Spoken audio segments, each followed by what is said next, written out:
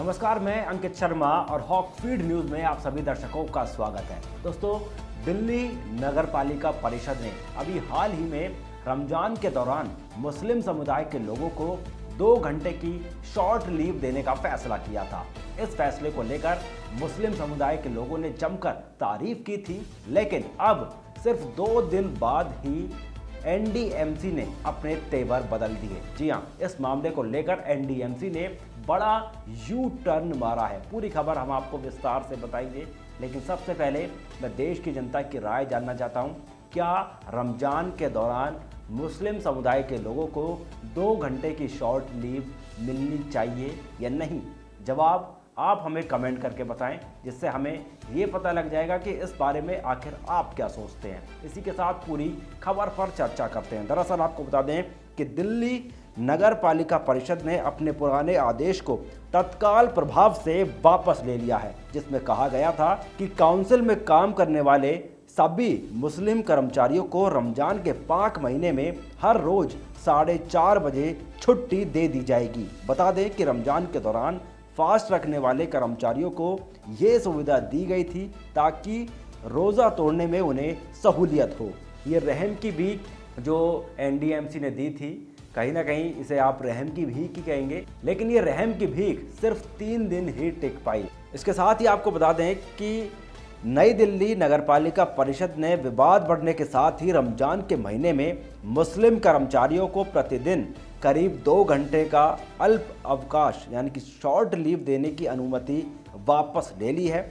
इससे पहले एनडीएमसी की ओर से सर्कुलर जारी किया गया था, जिसमें रमजान के दौरान मुस्लिम कर्मचारियों को 2 घंटे की छुट्टी देने की बात कही गई थी, लेकिन इस मामले को लेकर विवाद इतना ज़्यादा बढ़ गया, जिसके बाद एनडीएमसी को यू टर्न लेना पड़ा और अपना जो फैसला लिया था वो फैसला पलटना पड़ा। हालांकि आपको बता दें कि रमज़ान के दौरान कई ऐसे मामले हैं जिन पर पाबंदियों की मांग बड़े जोरों शोरों से उठ रही है। हिजाब का मामला तो आपने बहुत अच्छी तरीके से सुना होगा।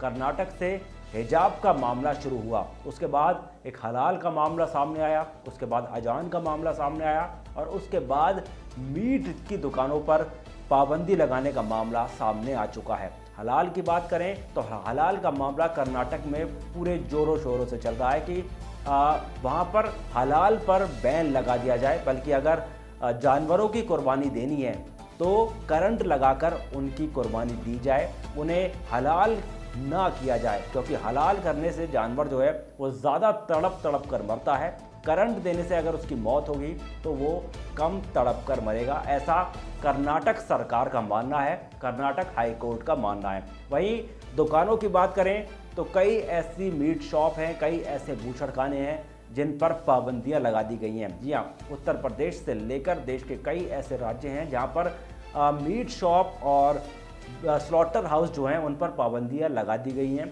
वो पाबंदियां रमज़ान की वजह से नहीं बल्कि नवरात्रि की वजह से, क्योंकि कई भारतीय जनता पार्टी के नेता हैं और कई हिंदू संगठन के लोग हैं, उन्होंने इस बात पर पूरी मांग की कि जब नवरात्रे चल रहे हों तो ऐसे वक्त में मीट शॉप और स्लॉटर हाउस जो हैं वो बंद कर देने चाहिए। ये मामला अब कोर्ट तक पहुंच गया है और जिसके बाद इस मामले पर कहीं ना कहीं कई ऐसे राज्य हैं, जैसे कि उत्तर प्रदेश जैसे राज्य हैं, उत्तर प्रदेश के कई ऐसे इलाके हैं जहां पर मीट शॉप और स्लॉटर हाउस पर पाबंदी लगा दी गई है। वहीं आज दिल्ली में भी यही मांग की गई। जी हाँ, दिल्ली में भारतीय जनता पार्टी ने ये मांग की है कि जब हिंदू समुदाय के लोग पूजा करने के लिए निकलते हैं तो मीट की जो स्मेल है, मीट की जो बदबू है वो आती है, जिसकी वजह से कहीं ना कहीं जो धार्मिक भावनाएं हैं वो धार्मिक भावनाएं कहीं ना कहीं आहत होती हैं। इस वजह से मीट पर बैन लगा देना चाहिए। हालांकि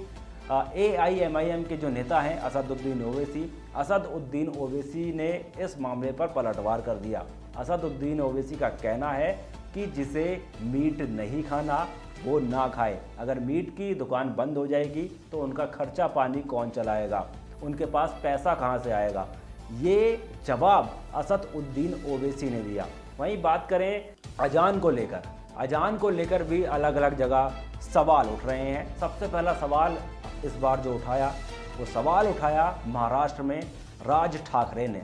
राज ठाकरे ने खुलेआम कहा कि अजान पर पाबंदी लगनी चाहिए। उसके लाउड स्पीकर से जो आवाज़ निकलती है वो इतनी ज़्यादा तेज़ होती है जिसके बाद काफ़ी ज़्यादा डिस्टर्बेंस क्रिएट हो जाता है। और राज ठाकरे यहीं नहीं रुके। राज ठाकरे का मानना है कि अगर ये रोक नहीं लगाई गई तो कहीं ना कहीं वो हनुमान चालीसा चलाएंगे। जी हाँ, राज ठाकरे ने खुलेआम कहा है कि अजान पर अगर पाबंदी नहीं लगाई गई तो वो जोर जोर से हनुमान चालीसा लाउड स्पीकर में बजाएंगे। इसके साथ ही ये मांग, अजान की जो मांग है, ये सिर्फ राज ठाकरे की नहीं है बल्कि तमाम हिंदू संगठन ने भी ये मांग की है। देश के अलग अलग राज्यों में, अलग अलग ज़िलों में कई मस्जिदें हैं जिसकी अजान से कहीं ना कहीं लोग डिस्टर्ब हो रहे हैं, ऐसा कई लोगों का मानना है। क्योंकि इस चीज़ को अगर देखा जाए तो कंपेयर करके देखा जा रहा है। हिंदू समुदाय में देखा जाए तो हिंदू समुदाय में सुबह शाम नवरात्रि के दौरान आरती होती है, कीर्तन होता है, लेकिन उसकी आवाज़ इतनी ज़्यादा नहीं होती कि वो दूर दूर तक जाए। लेकिन अजान की जो आवाज़ है वो आवाज़ काफ़ी दूर दूर तक जाती है कि शहरी का टाइम इतने बजे, इफ्तार का टाइम इतने बजे और अजान की आवाज़ अलग। तो ये सारी आवाज़ें जो हैं वो 5 बार दिन में सुनाई देती है, जिसके बाद कई भारतीय जनता पार्टी के नेता और हिंदू संगठन और कई बड़े बड़े राजनीतिक दल ये मांग कर रहे हैं कि रमज़ान के दौरान लाउड स्पीकर जो है वो बंद हुए कर दिए जाएं या फिर अजान का वॉल्यूम जो है वो कम कर दिया जाए। और इस मामले को लेकर कर्नाटक हाई कोर्ट ने फैसला भी ले लिया है। सबसे पहले कर्नाटक के मुख्यमंत्री से पत्र लिखकर ये मांग की गई थी कि इस मामले पर कोई ना कोई संज्ञान लिया जाए। तो इस मामले पर जो कर्नाटक के मुख्यमंत्री हैं उन्होंने कहा कि मैंने सुप्रीम कोर्ट से अपील की है और सुप्रीम कोर्ट ने जो फैसला लिया है वो ये है कि उसका वॉल्यूम जो है, अजान का वॉल्यूम जो है वो पहले के कंपैरेटिवली कम कर दिया जाएगा, जिससे लोगों को ज़्यादा डिस्टर्बेंस ना हो। आपको अजान से डिस्टर्बेंस होता है या नहीं, ये आप हमें कमेंट करके बताएं। आप इस बारे में क्या सोचते हैं कि क्या लाउड जो मस्जिद में लाउड स्पीकर लगे हुए हैं या मंदिर में लाउड स्पीकर लगे हुए हैं उन पर पाबंदी ऐसे लगनी चाहिए या नहीं, ये आप हमें कमेंट करके बताइए। वहीं इसी के साथ आगे आपको बता दें कि जहां रमज़ान की बात चल रही है तो रमज़ान इस्लामी कैलेंडर का 9वां महीना है और इस महीने इस्लाम को मनाने वाले लोग सुबह से शाम तक रोज़ा रखते हैं, जिसे कि हम हिंदू समुदाय के लोग जो हैं वो उसे उपवास का नाम कहते हैं या व्रत का नाम कहते हैं या फास्ट का नाम कहते हैं। ऐसे ही मुस्लिम समुदाय में इसे रोज़ा कहा जाता है, जो कि लगभग 1 महीने तक चलता है। इस बार रमज़ान का महीना 3 अप्रैल से शुरू हुआ और 2 मई को ख़त्म हो रहा है। मुस्लिम समुदाय 29 या 30 दिन तक रोज़ा रखते हैं और उसके बाद अपने रमज़ान का समापन ईद उल फितर का उत्सव मनाकर करते हैं। तो ये है पूरा मामला और इस मामले ने काफ़ी ज़्यादा तूल पकड़ लिए। हिजाब का मामला तो आप सभी ने देखा होगा। हिजाब का मामला लगभग 1 महीने तक कर्नाटक में चलता रहा और इस मामले का कोई अभी तक परमानेंट सॉल्यूशन नहीं निकला। हालांकि जो कोर्ट के ऑर्डर आए हैं उसके मुताबिक ये है कि हिजाब पर पाबंदी लगाई जाएगी कि स्कूल जैसी जगह पर ऐसा अनिवार्य नहीं है कि हिजाब पहनकर ही जाया जाए। स्कूल की ड्रेस पहनकर या फिर घर की कोई ड्रेस पहनकर भी स्कूल जाया जा सकता है। ऐसा कहीं भी अनिवार्य नहीं है कि हिजाब पहनकर ही कोई शिक्षा प्राप्त होगी, हिजाब पहनकर ही कोई शिक्षा दी जाएगी।